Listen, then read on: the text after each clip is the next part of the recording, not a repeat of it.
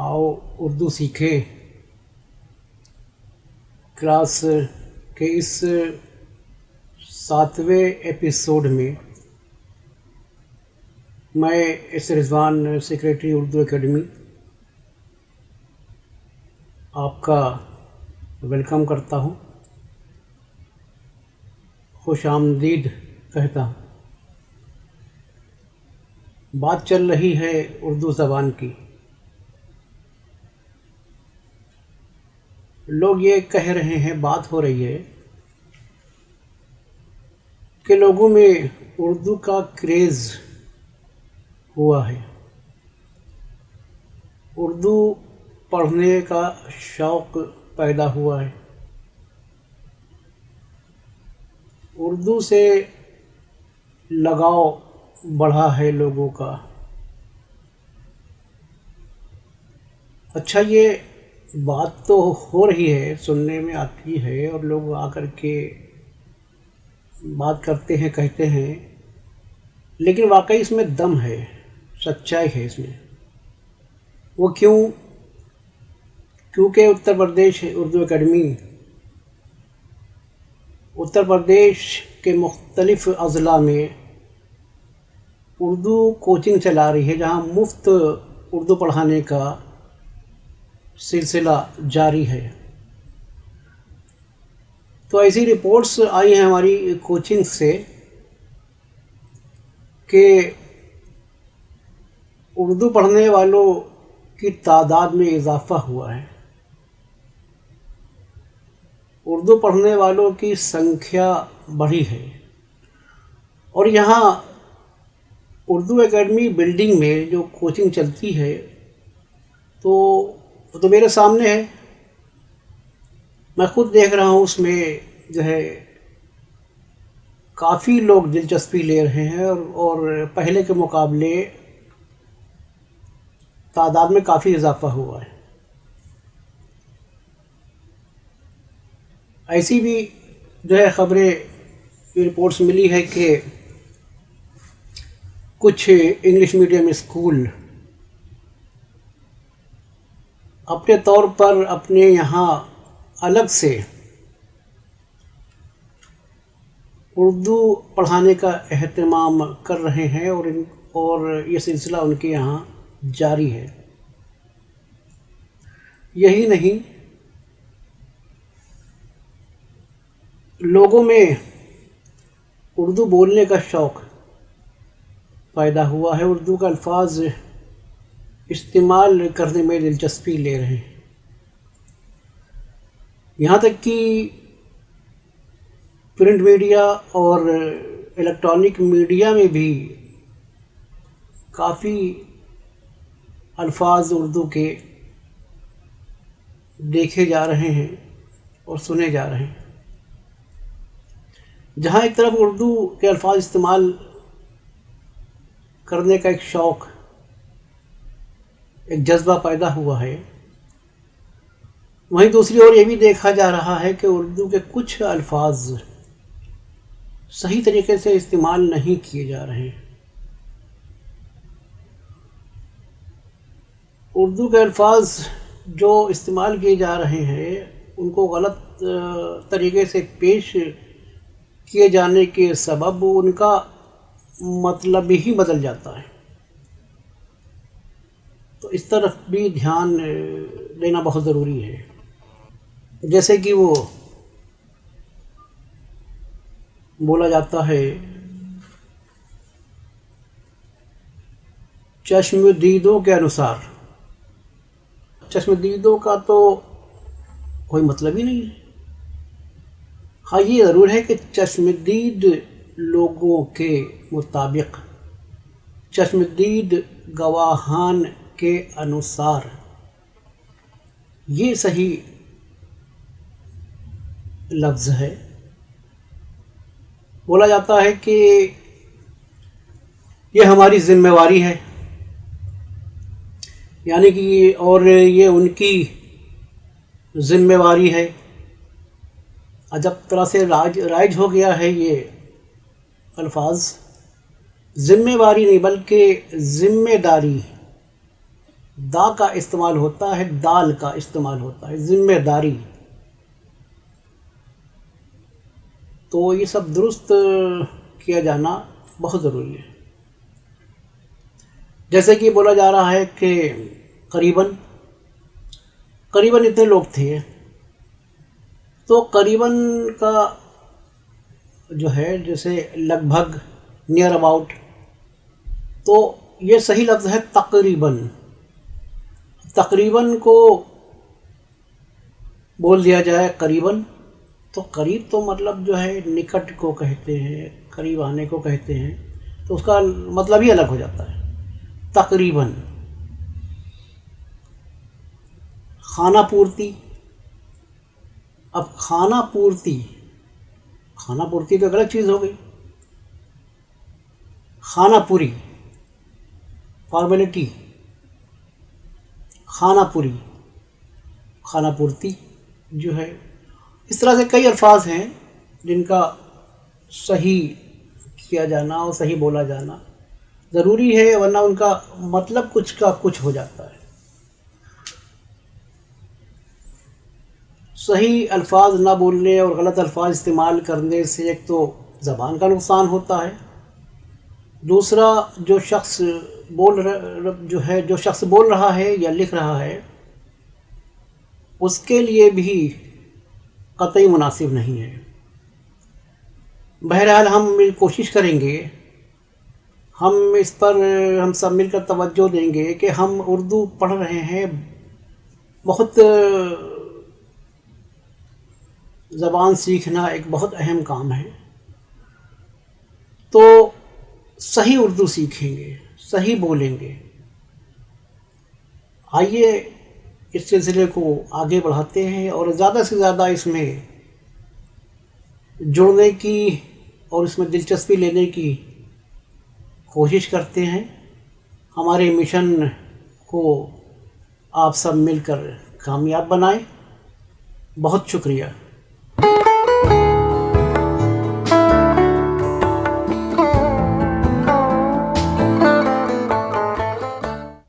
नमस्कार, आदाब, सत श्री अकाल। उत्तर प्रदेश उर्दू अकादमी की ओर से चलाए जा रहे पठन पाठन के इस ऑनलाइन प्रोग्राम की अगली किस्त की ओर हम बढ़ते हैं। ये हिस्सा 7वां होगा। इस 7वें हिस्से में उर्दू सीखने वालों का, उर्दू चाहने वालों का और तमाम उर्दू प्रेमियों का हम तहे दिल से खैर मक़दम करते हैं। अब आइए मीम के बाद अगला अक्षर पढ़ते हैं और वो है नून। ये देखिए, नून ऊपर की 3 लाइनों में क्लैम्प्ड किया जाने वाला ये अक्षर नून। नून के साथ एक विशेषता ये होगी कि जब आप इसको पढ़ेंगे तो ये ज़रूर रटेंगे कि नून के पेट में एक नुक्ता नून, नून के पेट में एक नुक्ता नून। अंग्रेजी का एन और हिंदी का ना, ये नून अक्षर इन अंग्रेजी और हिंदी के अक्षरों का प्रतिनिधित्व करेगा। और एक चीज़ इसी के साथ साथ यहीं पे हम और सीखते चलें कि नून के पेट में एक नुक्ता नून है, मगर यदि आपको आवाज़ निकालना हो माँ, कहाँ, जहाँ, यहाँ, वहाँ, तो यही नून इस्तेमाल होगा, नून यही इस्तेमाल होगा, मगर नून के पेट से नुक्ता गायब हो जाएगा। तो वो केवल आ की पाई या और अंग की बिंदी का आभास छोड़ेगा। माँ, कहाँ, मीम के साथ अलिफ लगा दीजिए और नून गुन्ना बना दीजिए, और ऐसा नून जो बगैर नुक्ते के होगा, जो नुक्ता रहित होगा, वो होगा नून गुन्ना। इसको कहते हैं नून गुन्ना। ये अलग से कोई अक्षर नहीं है, बल्कि इसी नून अक्षर में से यदि नुक्ते को हम निकाल देंगे तो वो नून गुन्ना होगा, और जहाँ पे अंग की बिंदी तक हमें सीमित रहते हुए आ की आवाज़ का प्रयोग करना होगा, तो हम इस नून गुन्ना को लगा देंगे, बिंदी नहीं रखेंगे, तो वो नून गुन्ना हो जाएगा, नून गुन्ना। आइए अब हम आपको नून और नून गुन्ना दोनों लिखकर सिखाते हैं कि कैसे लिखा जाएगा। आइए अब सीखते हैं कि नून लिखा कैसे जाएगा, नून के साथ ही साथ नून गन्ना कैसे लिखा जाएगा, ये हम आपको बताते हैं।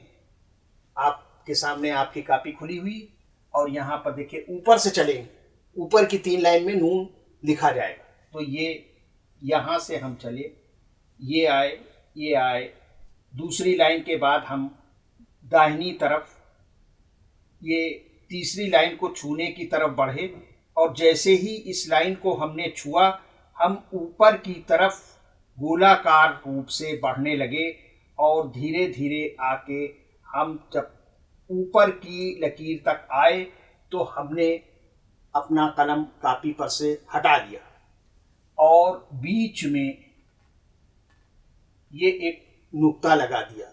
तो ये हो जाएगा नून, हिंदी का ना और अंग्रेजी का एन, लेकिन उर्दू में सिर्फ और सिर्फ नून कहा जाएगा, इसके अलावा कुछ नहीं कहा जाएगा। नून, ना में ऊ की मात्रा और ना नून, ये है नून। और अब आइए हम आपको बताते हैं कि नून की आवाज को सिर्फ अंक की बिंदी तक सीमित रखने के लिए हम क्या करेंगे। ये देखिए, नून गुन्ना, वो था नून जो पहले लिखा हुआ था, और ये है नून गुन्ना, यानी कि मां, जहां, यहां, कहां, जहां पर क्लियरली एन की आवाज नहीं निकालना होगी और आवाज को अंक की बिंदी तक ही हमें सीमित रखना होगा, तो वहां पे नुक्ता नहीं लगाएंगे और इस तरह से नून गुन्ना बना देंगे। तो ये अपने आप में 2 अक्षर है, यानी नून भी यही है और नून गुन्ना भी यही। अगर हमने यहाँ नुक्ता लगा दिया तो ये नून हो गया, और अगर हमने ये नुक्ता मिटा दिया तो नून गुन्ना हो गया, नून गुन्ना हो गया। अब एक चीज और, नून जहां पर शोशे के यानी सिंबॉलिक नून जहां पर इस्तेमाल होगा, सिंबॉलिक नून जहां पर इस्तेमाल होगा, सिंबॉलिक में इस तरह भी इस्तेमाल हो सकता है, इस तरह भी इस्तेमाल हो सकता है और इस तरह भी इस्तेमाल हो सकता है। तो ये जहां पर नून सिंबॉलिक तौर पे इस्तेमाल किया जाएगा वहां पर नुक्ता सिर्फ ऊपर लगेगा, यानी कि पेट का मतलब ये नहीं है कि जब आप सिंबॉलिक लिखें तो नीचे लगा दें, नहीं, पेट में जो नुक्ता होगा वो नून के ऊपर लगेगा, यानी नून के सिंबॉलिक के रूप में यदि हम शोशे का लिखते समय प्रयोग कर रहे हैं तो भी नून का नुक्ता उसके ऊपर लगेगा। अब ये देखिए, ये सभी एक तरह से नून है, ये सब नून है। और जहां पर अंक की बिंदी के इस्तेमाल होगी वहां पर इसका नुक्ता उसी तरह हटा देंगे जिस तरह से पूरे नून में लिखने पे हटा देते हैं। तो नून आपने लिखना भी सीख लिया और इसके साथ ही साथ नून गुन्ना का भी आपने यूज सीख लिया और नून गुन्ना लिखना भी सीख लिया और पढ़ भी लिया। तो अब बढ़ते हैं अगले अक्षर की ओर। अब नून के आगे बढ़ते हैं और उर्दू हरूफ तहज्जी के अगले हर्फ को पढ़ते हैं, वो है वाव। वाव, WOW, वाव। जैसे कि आजकल यूनिवर्सिटी वगैरह में या फैशन चल गया है, जब कोई किसी अच्छे ड्रेस पहने किसी को देखते हैं तो उससे हम कहते हैं वाव। तो ये उर्दू का एक अक्षर है वाव। वो आप वहां पर चाहे जिस सेंस में इसको यूज करें, लेकिन उर्दू के अक्षर का नाम होता है वाव। और लेंथ के एतबार से वाव 2 लाइनों में ही सीमित रहेगा, बीच की 2 लाइनों में, बीच की 2 लाइनों में लिखा जाएगा वाव। ये देखिए, जिस तरह से आपने कुछ अरसा पहले दाल लिखना सीखा था, दाल लिखना सीखा था, तो दाल के ऊपरी हिस्से में अगर हम घुंडी भी बढ़ा दें दाल के ऊपरी भाग में तो वही वाव हो जाएगा, वही वाव हो जाएगा। ये अंग्रेजी के वी और हिंदी के वा का प्रतिनिधित्व करेगा। वाव, वाव। अब आइए हम लिखना सीखते हैं कि वाव कैसे लिखा जाएगा। आइए सीखते हैं कैसे वाव लिखा जाएगा। ये देखिए, आपके सामने 4 रूल की कॉपी खुली है और यहाँ पर ये 4 लकीरें बनी हैं। बीच की 2 लकीरों को वाव कवर करेगा। देखिए, हमने जैसा भी आपको बताया था कि दाल ही के ऊपरी हिस्से में, ऊपरी भाग में अगर घुंडी बना दी जाए बिना एयर पास के तो वो वाव बन जाता है। जैसे ये देखिए, ये बीच की 2 लाइनें हैं,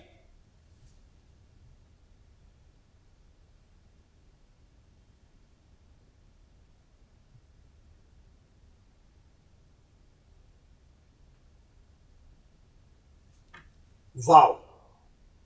बिना एयर पास किए हुए ये घुंडी, और उसके बाद में बिल्कुल दाल की शक्ल दे दी, लेकिन दाल में कुबड़ होता है, यहाँ कुबड़ नहीं होगा, बल्कि ये सीधे आकर के और थोड़ा मुड़ेगा, मुड़ करके ये नीचे वाली लाइन की तरफ जाएगा और नीचे वाली लाइन की तरफ यूं जा करके और ये लकीर से मिल जाएगा और उसके बाद हम अपना कलम कागज से हटा लेंगे तो ये हो जाएगा वाव। अंग्रेजी का वी और हिंदी का वा, हिंदी का वा। चलिए वाव से अब आगे बढ़ते हैं और आगे बढ़कर उर्दू हुरूफ तहज्जी के अगले हर्फ का अध्ययन करते हैं और वो है छोटी हे। बिल्कुल छोटा सा अंडे के शेप में, ये देखिए, ये कहलाता है छोटी हे। जो शुरू में आपने 3 या 4 नंबर पे पढ़ा था वो थी बड़ी हे, यानी जिसमें एच की एक्सट्रीम वॉइस आपको अपने वोकल कॉर्ड से डिस्चार्ज करना होगी, लेकिन ये है छोटी हे। बहुत नॉर्मल आवाज में आपको एच की आवाज या हा की आवाज बाहर निकालना है। हा हिंदी में एक ही होता है, एच अंग्रेजी में एक होता है, लेकिन यहाँ पर एच के कई लेवल हैं। एक लेवल आप शुरू में पढ़ चुके हैं, वो थी बड़ी है, जिससे कि हैरान, हैरान, हैवान, और ये है छोटी है। ये देखिए, बीच की 2 लाइनों में ये छोटी है बनेगी और इसका उच्चारण फ्रीक्वेंसी के पॉइंट ऑफ व्यू से कुछ कम होगा बड़ी है के अपेक्षाकृत। छोटी है हल्का तो छोटी है से होगा। हस्ती, कुछ बात है कि हस्ती मिटती नहीं हमारी, हस्ती कितनी बड़ी चीज है मगर है छोटी है से। और सुनिए, हाथी कितना बड़ा जानवर है लेकिन होता छोटी हे से है। हाथ, हैंड, एक मानव अंग जो बहुत ही महत्वपूर्ण और अनिवार्य है इंसान के शरीर में, मगर होता छोटी हे से। हाथ, हाथ, ये है छोटी हे, और इसके जो सिंबॉलिक हैं वो हम आपको एक पूरे इसके बाद के जो पूरा अध्याय होगा उसमें हम आपको बताएंगे। ये हो गया छोटी है। अब हम आपको छोटी है लिखना बताएंगे कि कैसे लिखा जाएगा छोटी है। छोटी है, आइए, ये आपके सामने 4 रूल की कॉपी है और यहाँ पे ये 4 लाइनें, बीच की 2 लाइनों में छोटी है लिखा जाएगा। कैसे?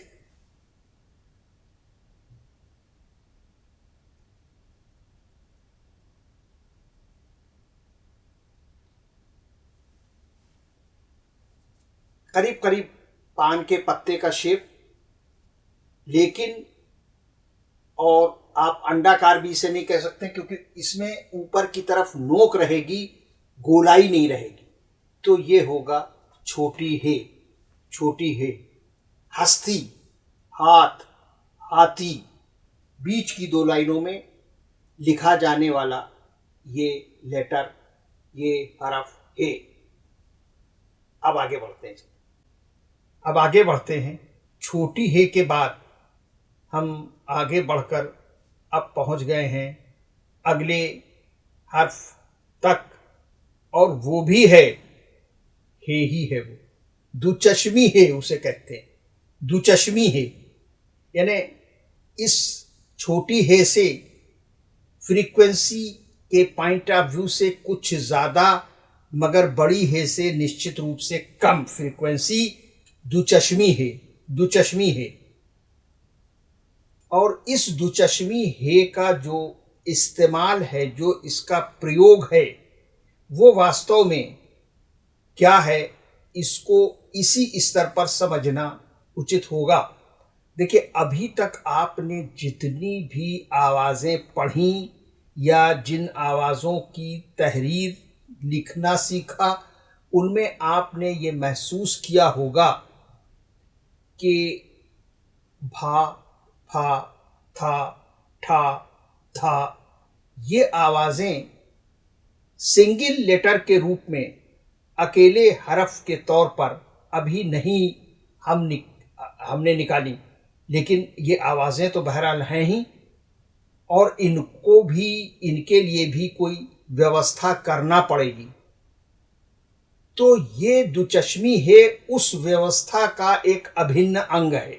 वो कैसे? मिसाल के तौर पे बे के साथ दुचश्मी है मिला देंगे तो भा हो जाए, टे के साथ दुचश्मी है मिला देंगे तो ठा हो जाएगा, ते के साथ दुचश्मी है मिला देंगे तो था हो जाएगा, दाल के साथ दुचश्मी है मिला देंगे तो धा हो जाएगा। दाल के साथ दुचश्मी का है कैसे मिलाएंगे? हमने आपको जब दाल पढ़ाया था तभी ये बता दिया था कि दाल अपने आगे वाले हरफ से मिलता नहीं है, लिहाजा दाल अलग लिखा जाएगा और दुचश्मी है अलग लिखा जाएगा, तब आवाज निकल पाएगी धा। इसी सूरत से रा, रे, रे एक अक्षर पढ़ा था आपने रे के बाद, तो इस रे में अगर हम दुचश्मी है मिला देंगे तो हो जाएगा ढ़ा, ओढ़नी वाला ढ़ा। एक अक्षर आपने हिंदी में पढ़ा होगा ढा, अंग्रेजी का DH। तो जिस तरह से अंग्रेजी में डी और एच मिलके ढा होता है या धा होता है, उसी सूरत से अगर डाल में, एक अक्षर दाल के बाद आपने पढ़ा था डाल, डाल में दुचश्मी है मिला देंगे, दाल डाल वाली सीरीज में मिलता तो कुछ है नहीं, तो डाल अलग लिख देंगे और दुचश्मी है अलग लिख देंगे तो वो हो जाएगा ढाल, ढक्कन। डाल दुचश्मी है शुरू में यूज होगा, बाकी हिज्जे और लिखी जाएगी आगे तो शब्द बनेगा ढक्कन। तो इस तरह से दुचश्मी है बिल्कुल जैसे चश्मे का आकार होता है, ये देखिए उसी तरह से बनता है। और हम अब आपको दुचश्मी है लिखना सिखाएंगे और विभिन्न हरफों से उसका मिलान भी इसी स्तर पर बताते चलेंगे। जैसा कि अभी आपने दुचश्मी है को स्क्रीन पर देखा, तो उसके लेंथ के एतबार से आप समझ गए होंगे कि ये दुचश्मी है भी 2 लाइनों में ही सीमित रहेगा, 2 लाइनों में कसा जाएगा। कैसे? आइए देखते हैं। ये देखिए 4 रूल की कापी आपके आगे खुली है और ये नीचे से चलेंगे हम। ये देखिए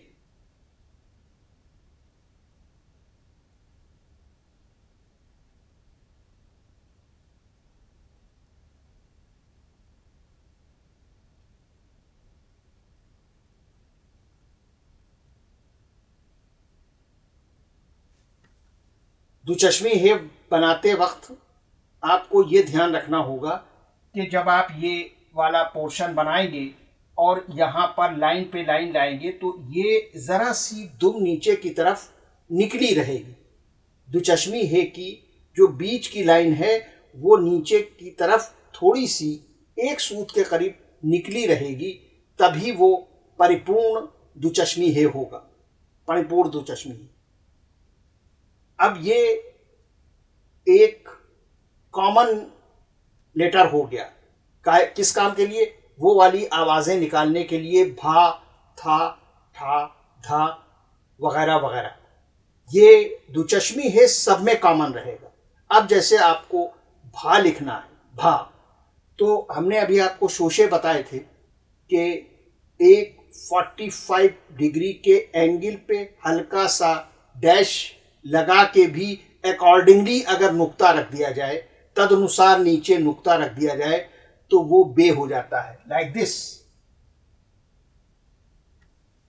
दिस इज बे।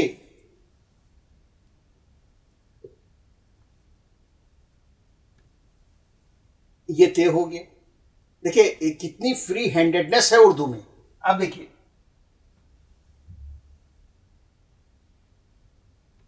ये टे हो गया। तो इसीलिए हमने जब आपको शुरू में पढ़ाया था तो हमने बताया था कि नुक्तों का बहुत महत्व है, बहुत महत्व होता है नुक्तों का, क्योंकि एक शोशे तो सब एक तरह के होते हैं। एक तरह से मतलब ये कि 90 डिग्री के भी होते हैं, कुछ 45 डिग्री के, कुछ हल्का सा ये देखिए ये भी एक शोशा।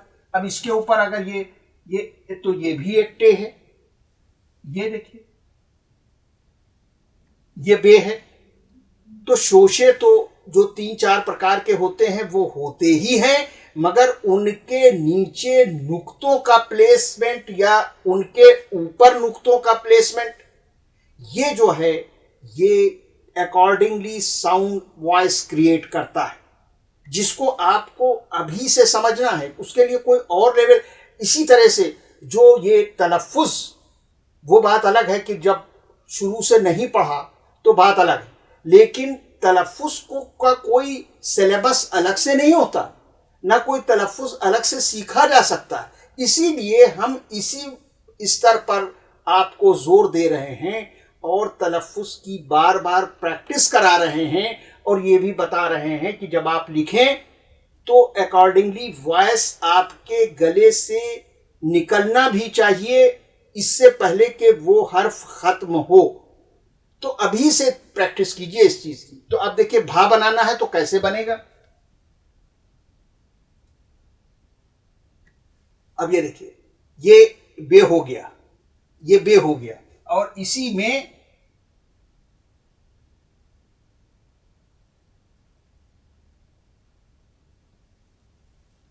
ये देखिए जरा सा 2 लकीरों से थोड़ा सा कद उसका छोटा कर दिया, और जो स्पेस ऊपर बची उसमें 45 डिग्री के एंगल पे हल्का सा डैश लगाया, नीचे नुक्ता रखा, पर्याप्त, बे हो गया, सिंबॉलिक बे, ये इतना हो गया। अब इसी में आपने दुचश्मी हे को जोड़ दिया, मिलान कर दिया। ये आसानी से नहीं आएगा, ये जब आपकी मुतवातिर कंटिन्यूअस प्रैक्टिस होगी तभी आप का हाथ साफ होगा लेखन शैली में। तो ये देखिए ये भा हो गया। अब इसे ये नुक्ता हटा दिया और यहां पर ये तोय लगा दिया, ये ठा हो गया। ये तोय हटा दिया, यहां पर 2 नुक्ते लगा दिए तो ये था हो गया, था नहीं था। अब इसको था बनाना है, वॉज, तो यही देखिए इसी में इट वॉज। तो इसी तरह से, तो कहने का मतलब दुचश्मी हे अपने आप में एक अक्षर तो है ही, जहां तक फ्रीक्वेंसी ऑफ वॉइस का ताल्लुक है, ये अक्षर बड़ी है जो आपने शुरू में पढ़ी थी, और छोटी है जो अभी आपने फौरन इससे पहले पढ़ी।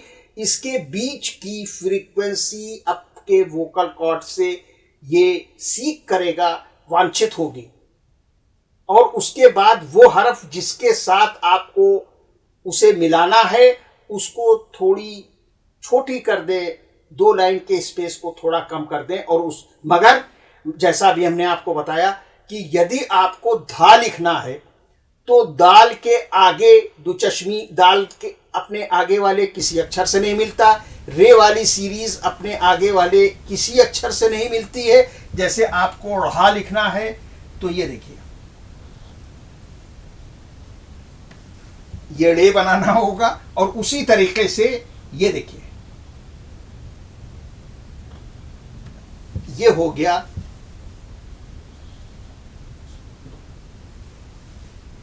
ढ़ा। या धा लिखना है तो ये देखिए,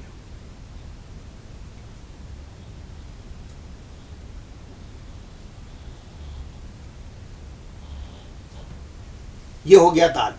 धा, दाल जो कि मिलता नहीं अपने आगे वाले किसी भी हरफ से, लिहाजा दाल को अलग रखा और उसी में दुचश्मी हे जोड़ दिया तो हो गया था। धा, धा। ये देखिए, इसमें ये